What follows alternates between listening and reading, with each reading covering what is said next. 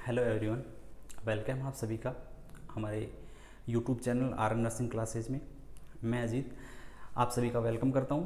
आज हम डिस्कशन करने वाले हैं डिफेंस मैकेनिज़्म पे। ठीक है, डिफेंस मैकेनिज़्म जो बहुत ही कन्फ्यूज़न वाला टॉपिक रहने वाला है। ठीक है, अभी हम बात कर रहे हैं डिफेंस मैकेनिज़्म की।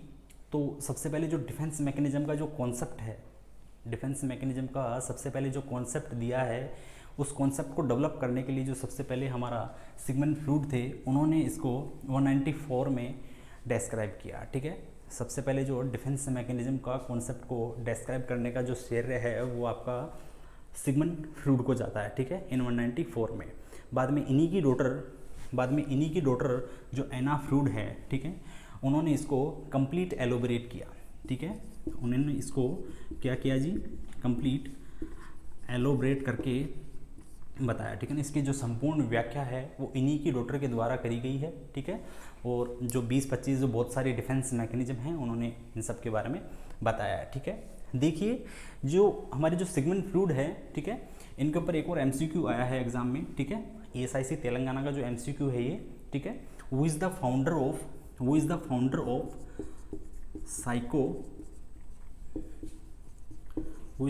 Of psycho analysis theory. ठीक है, साइको एनालिसिस थ्योरी के फाउंडर कौन हैं? ठीक है, who is the founder of psycho analysis theory. ठीक है, तो ये आपको ध्यान में रखना है कि जो सिगमंड फ्रूड है उन्होंने ही मनोविश्लेषण सिद्धांत के बारे में बताया है। ठीक है, जो सिगमंड फ्रूड है उन्होंने मनोविश्लेषण सिद्धांत के बारे में, साइको एनालिसिस थ्योरी के बारे में इन्होंने ही बताया है। ठीक है, और ये MCQ आया हुआ है। ठीक है, उसी के साथ साथ में जो सिगमंड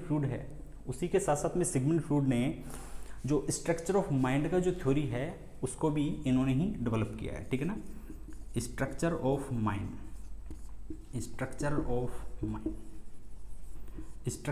माइंड जो थ्योरी है उसका डेवलपमेंट भी हमारे सिगमंड फ्रूड के द्वारा ही किया गया है। ठीक है, तो ये आपको ध्यान में रखना है कि जो डिफेंस मैकेनिज्म है उसके कॉन्सेप्ट का डेवलपमेंट भी Sigmund Freud, psycho analysis theory का डेवलपमेंट भी Sigmund Freud, structure of mind का जो थ्योरी है उसका डेवलपमेंट भी आपका सिगमंड फ्रूड। देखिए सिगमंड फ्रूड ने बताया स्ट्रक्चर ऑफ जो माइंड है उसमें सिगमंड फ्रूड ने बताया कि जो पर्सनालिटी का डेवलपमेंट है वो 3 सिस्टम से मिलकर होता है। ठीक है, 3 सिस्टम से मिलकर आपका पर्सनालिटी का डेवलपमेंट देखने को मिलता है।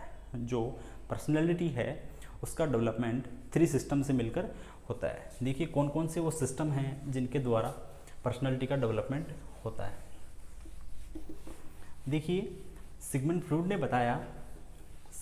ने 3 सिस्टम के बारे में बताया। ठीक है, पहले समझिए। ठीक है, डिफेंस मैकेनिज्म के बारे में भी चलेंगे अपन, ठीक है, आगे, लेकिन अभी समझिए 3 सिस्टम कौन कौन से हैं। ठीक है, ईद, ठीक है, ईगो एंड सुपर ईगो। ठीक है, ये 3 सिस्टम हैं जिनके द्वारा हमारी पर्सनालिटी का डेवलपमेंट होता है अकॉर्डिंग टू सिगमंड फ्रूड। ठीक है, तो यहाँ पे ये जो ईद है, ठीक है ना, ये जो ईद है यहाँ पे डिफेंस मैकेनिज्म में आपका देखने को मिलने वाला है कि ये जो ईद रहने वाला है उसमें ये हमारा प्लीजर प्रिंसिपल पे काम करने वाला है। ठीक है, प्लीजर प्रिंसिपल पे हमारा ये फंक्शन परफॉर्म होने वाला है। किसका? ईद का। जो ईद है, ईद आपका वर्क करता है किस पे?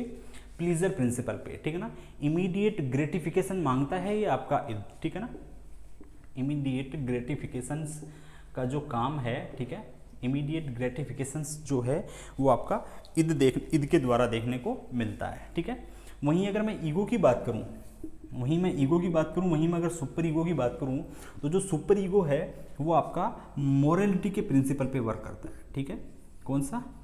मोरलिटी के प्रिंसिपल पे आपका सुपर ईगो के द्वारा वर्क किया जाता है। ठीक है, वहीं अगर मैं ईगो की बात करूं तो ये जो ईगो आपका रियलिटी पे वर्क करता है। ठीक है, रियलिटी के ऊपर आपका जो सिस्टम वर्क करता है वो आपका ईगो है। ठीक है, ये बताया है हमारे सिगमंड फ्रूड ने। ठीक है, ये किसने बताया? सिगमंड फ्रूड ने। देखिए ये जो ईद है प्लीजर प्रिंसिपल है, ग्रेटिफिकेशन मांगता है। ठीक है, वहीं ईगो रियलिटी है, सुपर ईगो आपका मोरलिटी है। देखिए इंपॉर्टेंट MCQ ये है यहाँ पे, देखिए ध्यान रखिए, MCQ है एम्स बठिंडा का। ठीक है, एम.एस. बठिंडा का ये जो एमसीक्यू रहने वाला है, एमसीक्यू था in the psychosexual development theory, in the psychosexual development theory in which stage the super ego is developed, in the psychosexual development theory in which stage the super ego is developed. अब पहले तो ये समझिए आप कि जो psychosexual development theory है also proposed by the Sigmund Freud, Sigmund Freud है उन्होंने ही साइकोसेक्सुअल डेवलपमेंट थ्योरी को प्रपोज किया है, जिसमें उन्होंने बताया है कि जो सेक्सुअल डेवलपमेंट है बच्चे का वो 5 स्टेज में देखने को मिलता है। ठीक है, कौन कौन से स्टेज है? आपका जो ओरल स्टेज है, एनल स्टेज है, फेलिक स्टेज है, लेटेंसी स्टेज है, आपका जेनेटल स्टेज है। ये सारी की सारी 5 स्टेज हैं जिनमें आपका साइकोसेक्सुअल डेवलपमेंट देखने को मिलता है अकॉर्डिंग टू सिगमंड फ्रूड। ठीक है, तो यहाँ पे हम बात कर रहे हैं सुपर ईगो की। हम बोल रहे हैं कि ये जो सुपर ईगो है वो कौन सी स्टेज में डेवलप होता है साइकोसेक्सुअल डेवलपमेंट थ्योरी के अंदर। ठीक है, तो ये एमसीक्यू आया हुआ है। ठीक है, तो जो फेलिक स्टेज है, कौन सी जी? जो फेलिक स्टेज है, जो फेलिक स्टेज है उसमें आपका डेवलपमेंट देखने को मिलता है किसका? किसका? सुपर ईगो का। किसका जी? सुपर ईगो का आपका डेवलपमेंट देखने को मिलता है। ठीक है, तो ये आपको ध्यान में रखना है। 5 स्टेज में बताया है इन्होंने साइकोसेक्सुअल डेवलपमेंट। ठीक है, तो उसमें जो फेलिक स्टेज है और टाइम ड्यूरेशन कितना है? 3 to 6 ईयर। 3 to 6 ईयर पे आपका जो सुपर ईगो है वो डेवलप हो जाता है। सुपर ईगो के बारे में एक और इम्पोर्टेंट बात ये है यहाँ पे कि ये जो आपके द्वारा राइट और रॉन्ग का जो डिसीजन है, ये जो आपके द्वारा राइट और रॉन्ग का जो डिसीजन है उसको आपका सुपर ईगो ही परफॉर्म करवाता है। ठीक है ना, क्या आपके लिए सही है, क्या आपके लिए गलत है। तो ये जो कॉन्सेप्ट है राइट और रॉन्ग का वो आपका सुपर ईगो के द्वारा परफॉर्म करवाया जाता है। ठीक है, समझ रहे हो? तो हम बात कर रहे हैं फेलिक स्टेज की कि सुपर ईगो का डेवलपमेंट आपका फेलिक स्टेज में देखने को मिलता है। ठीक है, वहीं अगर मैं ईद की बात करूं तो ईद का डेवलपमेंट आपका ओरल स्टेज में देखने को मिलता है। ठीक है, किसमें? ओरल स्टेज में। साइकोसेक्सुअल डेवलपमेंटल स्टेज की हम बात कर रहे हैं। ठीक है, एमसीक्यू आया हुआ है तो सुपर ईगो के लिए आया हुआ है, लेकिन जो ईद है उसका डेवलपमेंट आपका ओरल स्टेज में देखने को मिलता है, at the time of birth देखने को मिलता है। ठीक है, at the time of birth आपका ईद का डेवलपमेंट देखने को मिलता है। ठीक है, और जो ये ईगो है, ईगो का डेवलपमेंट भी ओरल स्टेज में देखने को मिलता है। 4 to 5th मंथ पे आपका 4 to 5th मंथ पे आपका ईगो का डेवलपमेंट हो जाता है। ठीक है, समझ लो? तो ये था अकॉर्डिंग टू साइकोसेक्सुअल डेवलपमेंट। ठीक है, अभी हम बात कर रहे हैं किसकी? इस डेफिनेशन की। देखिए क्या हो रहा है कि ये जो इमीडिएट ग्रेटिफिकेशन है, इमीडिएट ग्रेटिफिकेशंस मतलब जो इच्छा पूर्ति है, ठीक है, उसे इमीडिएट इच्छा पूर्ति, तुरंत इच्छा पूर्ति, और जो आपका मोरलिटी है, जो नैतिकता है, ठीक है, क्या जी? नैतिकता, जो आपका नैतिकता है और जो इच्छा पूर्ति है, इन दोनों के बीच में जो एडजस्टमेंट करवाने का काम है वो आपका ईगो परफॉर्म करता है। ठीक है, समझ लो? इमीडिएट ग्रेटिफिकेशन और आपका जो मोरलिटी है। समझिए, एग्जाम्पल से समझिए इस बात को कि एक छोटा बच्चा है, ठीक है, एक छोटा बच्चा है, वो अमरूद के बाग से गुजर रहा है। ठीक है, अमरूद के बाग से गुजर रहा है। अब यहाँ पे क्या हो रहा है? उसका इमीडिएट ग्रेटिफिकेशन ये है कि उसे अमरूद खाना है। क्या करना है उसे अमरूद खाना है। ठीक है, लेकिन क्या हो रहा है? उसका जो सुपर ईगो है वो क्या कह रहा है? राइट और रॉन्ग का क्या कर रहा है? राइट और रॉन्ग बता रहा है उसे। क्या बोल रहा है कि अगर मैं चोरी करके अगर अमरूद खाऊंगा, दिस इज रॉन्ग, ये क्या है? गलत है। ठीक है, तो आपकी जो डिजायर है, अनरीजनेबल डिजायर, क्या है? आपकी अनरीजनेबल डिजायर कि आपको अमरूद खाना है। ठीक है, लेकिन आपका सुपर ईगो बोल रहा है कि नहीं, दिस इज रॉन्ग। बाद में शाम को जब फादर पापा जो भी आएंगे शाम को लेके आएंगे, उसके बाद में मैं बाहर से मार्केट से मंगाकर खा लूँगा। ठीक है, तो इन दोनों के बीच में जो कॉन्फ्लिक्ट अराइज होता है, ईद और सुपर ईगो के बीच में जो कॉन्फ्लिक्ट अराइज होता है, उस कॉन्फ्लिक्ट का एडजस्टमेंट करने के लिए, ठीक है, उस कॉन्फ्लिक्ट का जो एडजस्टमेंट किया जाता है वो आपका ईगो परफॉर्म करता है। कौन करता है? ईगो परफॉर्म करता है। और इसीलिए हमारी जो डिफेंस मैकेनिज्म है उसे जाना जाता है ईगो डिफेंस मैकेनिज्म के नाम से। ठीक है, ईगो डिफेंस मैकेनिज्म, अहंकार बचाव युक्ति, अहंकार बचाव युक्ति, ठीक है। तो ये आपको ध्यान में रखना है।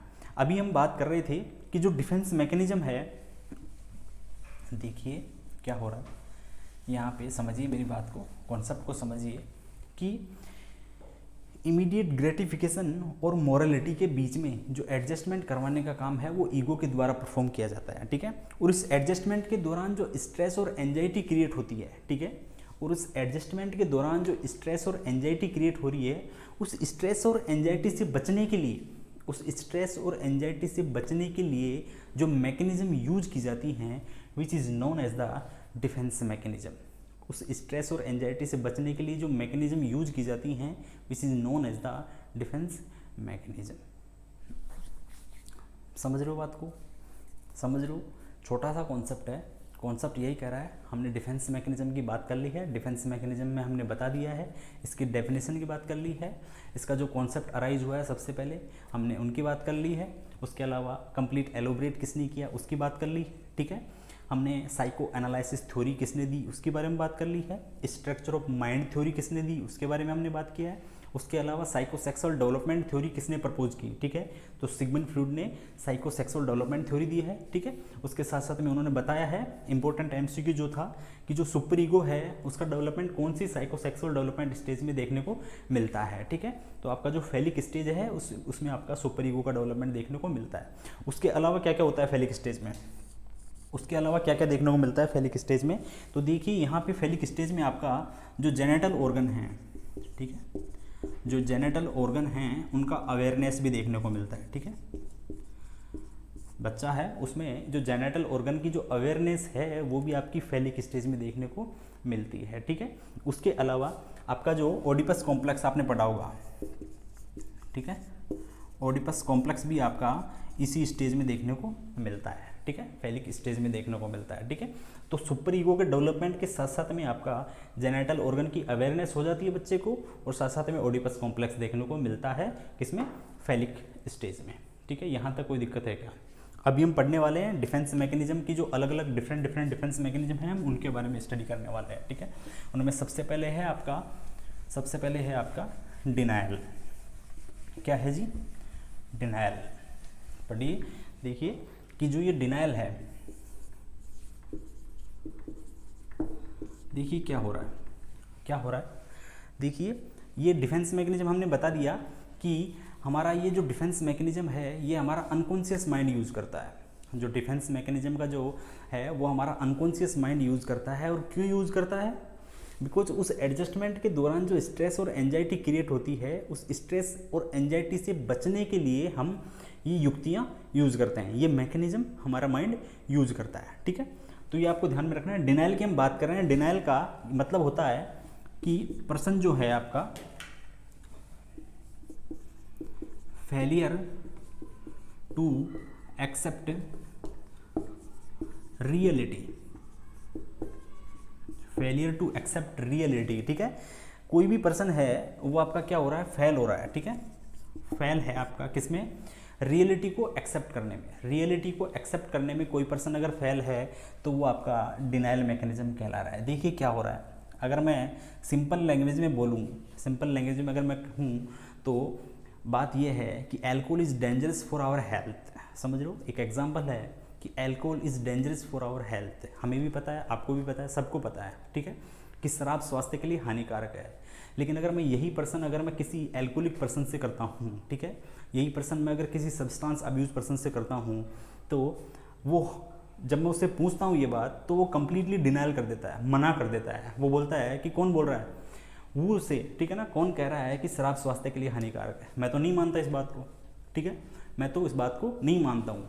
तो उसने क्या किया, जो रियलिटी है उसको क्या कर दिया, एक्सेप्ट करने में वो फेल हो गया। समझ लो, तो यहाँ पे वो जो मैकेनिज्म यूज कर रहा है, ठीक है, यहाँ पे जो मैकेनिज्म यूज करी जा रही है वो है आपकी डिनाइल, ठीक है ना। कंप्लीटली क्या कर रहा है, डिनाइल कर रहा है, उस चीज़ को एक्सेप्ट ही नहीं कर रहा, उस बात को मना किए जा रहा है, ठीक है, समझ पा रहे हो। एक और जो आपकी जो डिफेंस मैकेनिज्म है आप पढ़ोगे रेशनलाइजेशन, ठीक है ना। अगर यही बात यहाँ पे क्या हो रहा है, कंप्लीटली डिनाइल किया जा रहा है, कंप्लीटली मना किया जा रहा है। लेकिन क्या हो रहा है, अगर उस बात के पीछे अगर वो रेशनल दे रहा है, उस बात के पीछे अगर वो रेशनल दे रहा है, तर्क दे रहा है, ठीक है, लॉजिक दे रहा है, ठीक है, एक्सक्यूज दे रहा है आपको, ठीक है ना, तो वो यूज कर रहा है आपका रेशनलाइजेशन मैकेनिज्म। देखिए समझिए क्या हो रहा है, समझिए कि वो एल्कोहल ले रहा है, ही नो कि वो एल्कोहल ले रहा है, और उसे ये भी पता है कि वो बैड है, गलत है, ठीक है, लेकिन वो उसका रीज़न दे रहा है कि मेरे इस एल्कोहल लेने के पीछे मेरे फ्रेंड्स हैं, या मेरी वाइफ है, या मेरे बच्चे हैं, या फिर मेरा और कोई इकोनॉमिकल प्रॉब्लम है। समझ लो, किसी भी प्रकार का कोई एक्सक्यूज जोड़ रहा है, ठीक है, जो रियल एक्सक्यूज है वो उसे नहीं बता रहा है, ठीक है, और एक गलत एक्सक्यूज दे रहा है, झूठा एक्सक्यूज अगर वो दे रहा है तो वो यूज कर रहा है रेशनलाइजेशन मैकेनिज्म, ठीक है। यहाँ पे मैं एक और आपका जो एग्जांपल है वो दे सकता हूँ। यहाँ पे कोई भी पर्सन है, जैसे मैं हूँ, मेरे को अगर डायबिटीज़ है, ठीक है, मेरे को डायबिटीज़ फाइंड आउट हो गया है, मुझे पता चल गया है कि मुझे डायबिटीज़ है, लेकिन फिर भी मैं उस चीज़ को एक्सेप्ट नहीं कर रहा हूँ, ठीक है, मैं उस चीज़ को एक्सेप्ट नहीं कर रहा हूँ, मैं उस चीज़ को मान ही नहीं रहा हूँ, और मैं शादी में जाने के बाद में बहुत सारी मिठाइयाँ खाए जा रहा हूँ।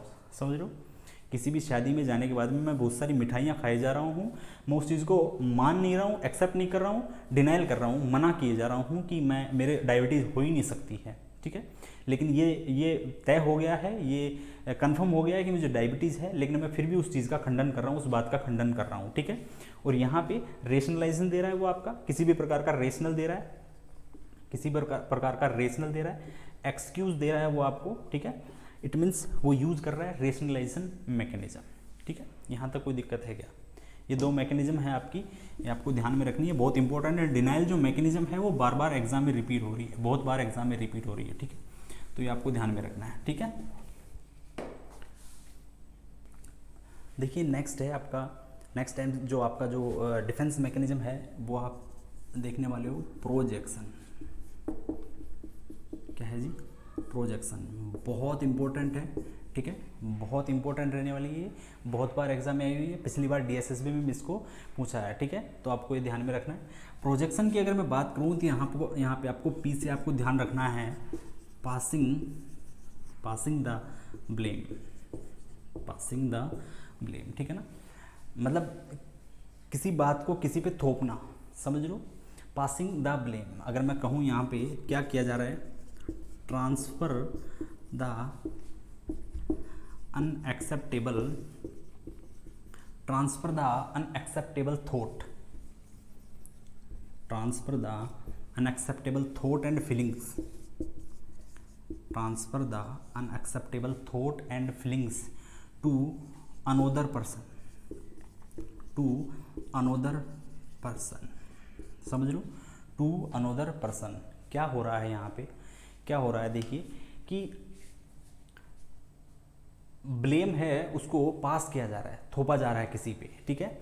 देखिए एक एग्जाम्पल है, हमारे प्रोफेशन का ही एग्जाम्पल है, बहुत बार ऐसा होता है, देखने को मिलता है, ठीक है, कि अगर डॉक्टर अगर ड्यूरिंग द ऑपरेशन थिएटर, ठीक है ना, ऑपरेशन के दौरान अगर किसी डॉक्टर ने या फिर किसी भी हेल्थ वर्कर ने अगर कोई मिस्टेक की है, ठीक है, तो वो किसी दूसरे पर्सन पे उसको क्या कर देते हैं, ब्लेम कर देते हैं, ठीक है। जैसे कि अगर कोई डॉक्टर अगर ड्यूरिंग ऑपरेशन उसने क्या किया, अपनी वॉच या फिर अपना कोई भी इंस्ट्रूमेंट अगर ह्यूमन बॉडी में अगर छोड़ दिया है, भूल गया है, ठीक है, उस सिचुएशन में वो क्या करने वाला है, उस सिचुएशन में जो वो एक स्क्रब नर्स है, एक ओटी नर्स है, ठीक है, तो वो अपनी उस मिस्टेक को किस पे थोपने वाला है, उस ओटी नर्स पे थोपने वाला है, ठीक है। समझ पा रहे हो, क्या किया जा रहा है यहाँ पे, ट्रांसफर किया जा रहा है, ठीक है, क्या किया जा रहा है, ट्रांसफर किया जा रहा है उस अनएक्सेप्टेबल थॉट को, जो उसके द्वारा एक्सेप्ट नहीं किया जाएगा, ठीक है ना, जो उसके द्वारा एक्सेप्ट नहीं किया जाएगा, उस डॉक्टर के द्वारा, उस हेल्थ वर्कर के द्वारा एक्सेप्ट नहीं किया जाएगा, उसको ट्रांसफर किया जा रहा है किसके ऊपर,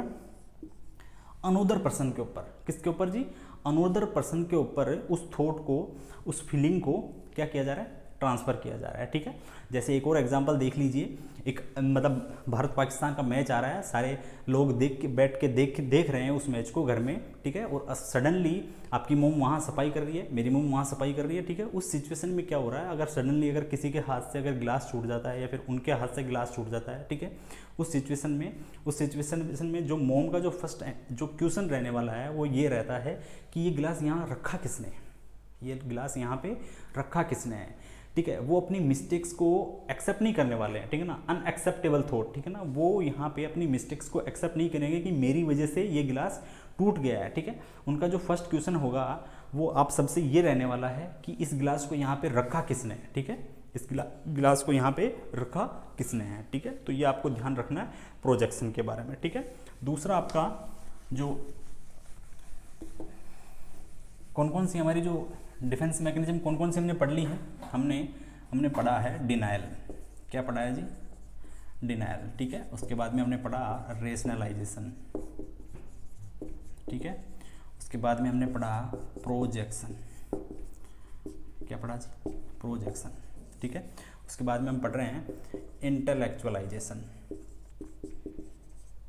क्या पढ़ रहे हैं जी, इंटेलेक्चुअलाइजेशन। देखिए इंटेलेक्चुअलाइजेशन क्या होता है, इंटेलेक्चुअलाइजेशन में क्या होता है, देखिए कि आप है ना आईक्यू यूज़ करने वाले हो, ठीक है, आप क्या करने वाले हो, आईक्यू यूज़ करने वाले हो, ठीक है। आईक्यू यूज़ करके जो आपका जो स्ट्रेस और जो एंजाइटी जिससे आप फेस हो रहे हो उसको आप क्या करने वाले हो, दूर करने वाले हो, उससे आप क्या करने वाले हो, उसको दूर करने वाले हो, ठीक है। देखिए क्या हो रहा है इसमें, क्या हो रहा है, देखिए कि जो हमारी जो स्ट्रेस और जो एंजाइटी है, जो स्ट्रेस और जो एंजाइटी है जो डेवलप हो रही है, उस स्ट्रेस और एंजाइटी को क्या किया जा रहा है, दूर किया जा रहा है। देखिए क्या हो रहा है इसमें, क्या कर रहा है इंटेलेक्चुअलाइजेशन में, क्या हो रहा है, कोई पर्सन हम ब्लॉक कर रहा है किसको, स्ट्रेसफुल सिचुएशन को, stressful emotional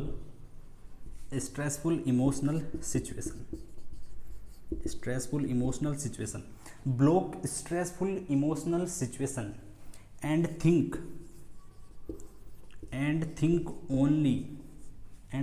only about fact,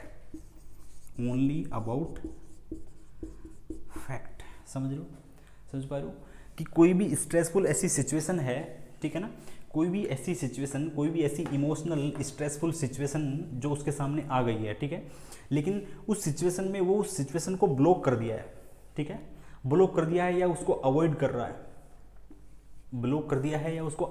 है, ठीक है, और सिर्फ सोच रहा है, थिंक कर रहा है, वो पर्सन थिंक कर रहा है किसकी, ओनली फैक्ट की, जो ट्रूथ है, जो सच है, ठीक है ना, जो फैक्ट है उसके ऊपर वो सिर्फ और सिर्फ थिंक किए जा रहा है। लेकिन जो स्ट्रेसफुल इमोशनल जो सिचुएशन उसके साथ में हो रही है वो उसको क्या कर दिया है, उसने ब्लॉक कर दिया है, समझ लो, उसको क्या कर दिया है, ब्लॉक कर दिया है। होता है ऐसा कि एक घर में एक जिम्मेदार व्यक्ति, जब घर में किसी की डेथ होती है, ठीक है, तो बहुत सारे सभी लोग रोते हैं, ठीक है ना, सारा सब कुछ जो सिंपैथी है, ठीक है ना, वो शो करते हैं, ठीक है। लेकिन एक जिम्मेदार व्यक्ति, एक रेस्पॉन्सिबल पर्सन क्या होता है, ठीक है, उस सिचुएशन में वो क्या करता है, वो जो अपने स्ट्रेसफुल जो इमोशनल जो सिचुएशन थी उसने उसको क्या कर दिया, ब्लॉक कर दिया, अवॉइड कर रहा है, ठीक है, और थिंक कर रहा है सिर्फ फैक्ट की। मतलब उस सिचुएशन में वो किसका ध्यान रख रहा है, किसकी बात की जा रहा है, जो बहुत सारे लोग जो गैदर हुए हैं, इकट्ठे हुए हैं, ठीक है, उस सिचुएशन में वो उन लोगों के बैठने की, रहने की, या फिर उन लोगों का ध्यान रख रहा है, ठीक है। या फिर अगर किसी की डेथ हो गई है तो वो जो डेथ का जो भी सामान है, ठीक है, उन सब के बारे में क्या कर रहा है, उन सब का ध्यान रख रहा है, ठीक है। तो उस सिचुएशन में वो जो उसका स्ट्रेसफुल जो सिचुएशन था, स्ट्रेसफुल जो इमोशनल सिचुएशन था, उसकी तरफ तो वो ध्यान नहीं दे रहा है, ठीक है ना, इमोशन तो शो नहीं कर रहा है वो, ठीक है। और दूसरा जो फैक्ट है वो उनके बारे में सोचने लग गया है। ऐसे लोग बहुत खतरनाक होते हैं, ठीक है ना, ऐसे लोग बहुत खतरनाक होते हैं। इन लोगों को क्या किया जाता है, इन लोगों का जो इमोशन है उसको ज़बरदस्ती फोर्सफुली बाहर निकाला जाता है, ठीक है। ऐसा देखा है बहुत बार, ऐसा होता है कि मतलब ऐसे मतलब बहुत बार, जैसे कि एग्जाम्पल, अगर मैं एक और एग्जाम्पल दूं आपको यहाँ पे, तो कोई भी जैसे शहीद पर्सन होता है, ठीक है, तो उस सिचुएशन में उनकी फैमिली इसको एक्सेप्ट ही नहीं करती है कभी कभी, ठीक है। तो वो बहुत ही डेंजर होता है, बिकॉज जो फैमिली मेम्बर हैं उन्होंने उन्होंने इंटेलेक्चुअलाइजेशन जो डिफेंस मैकेनिज्म है वो यूज किया है, और उसमें जो स्ट्रेसफुल जो इमोशनल सिचुएशन है वो उसको अवॉइड कर रहे हैं, बोल रहे हैं ऐसा हुआ ही नहीं है, ठीक है। या फिर अब वो सिर्फ और सिर्फ फैक्ट की बात कर रहे हैं, ठीक है ना, जो सच है उसको उसकी बात करने लग गए हैं, ठीक है। तो ये आपका इंटेलेक्चुअलाइजेशन जो डिफेंस मैकेनिज्म है वो रहने वाली है, ठीक है। Now next is identification. Now next is identification. Now next देखिए यहाँ पे आपका आइडेंटिफिकेशन। देखिए आइडेंटिफिकेशन में क्या होता है, आइडेंटिफिकेशन में क्या होता है, देखिए अज्यूम कर लेता है पर्सन, ठीक है ना, assume the similarities, assume the similarities of A identical person, identical person, assume the similarities of A identical person. देखिए क्या हो रहा है, देखिए क्या हो रहा है यहाँ पे कि जो पर्सन है आपका वो क्या कर रहा है, सुना है आपने, एक एग्जांपल दे रहा हूँ मैं आपको। अभी आईपीएल चल रहे हैं आपके, ठीक है, अभी आईपीएल चल रहे हैं आपके एग्ज़ाम में, ठीक है, वो सॉरी एग्ज़ाम की बात कर रहा हूँ, अभी आईपीएल चल रहे हैं। बहुत सारे लोग बोलते हैं ऐसा, क्रिकेटरों के बारे में तो आपको पता ही होगा, नॉलेज होगी, और अगर नहीं है तो देखना कि जो एक प्लेयर है शिवम दुबे, ठीक है, एक प्लेयर है शिवम दुबे, लोग उसकी तुलना करते हैं या फिर उसके बारे में बोलते हैं कि वो युवराज सिंह की तरह दिखता है, ठीक है। कैसा, युवराज सिंह है, ठीक है, जिन्होंने 6 छक्के लगाए थे, ठीक है। तो जो आपका शिवम दुबे है वो कैसा दिख रहा है, कैसी सिमिलरिटी रख रहा है, किसी एक आइडेंटिकल पर्सन, दूसरा पर्सन है युवराज सिंह उसकी तरह, ठीक है। या फिर एक और अगर मैं बोलूँ कि हाँ आपके जो बुमराह हैं, बुमराह की जो सिमिलरिटी है वो मलिंगा की तरह है, ठीक है ना, श्रीलंका का जो बॉलर है मलिंगा उसकी तरह उसकी सिमिलरिटी देखने को मिलती है, ठीक है। या एक और अगर एग्जांपल दूँ तो मैं बोल सकता हूँ यहाँ पे कि कोई भी एक छोटा बच्चा है वो आज सेम जो उसका टीचर जैसी स्वेटर पहन रखा है वैसी ही वो स्वेटर पहन के आया हुआ है, ठीक है। तो उसने क्या किया है, अज्यूम कर लिया, किसको, सिमिलरिटीज़ को, ठीक है ना, उसके जो आइडेंटिकल जो पर्सन है उसकी सिमिलरिटीज़ को अज्यूम कर लेना, मान लेना, एक्सेप्ट कर लेना, ठीक है, वो कहलाता है आपका आइडेंटिफिकेशन, ठीक है, वो क्या कहलाता है जी, आइडेंटिफिकेशन, ठीक है।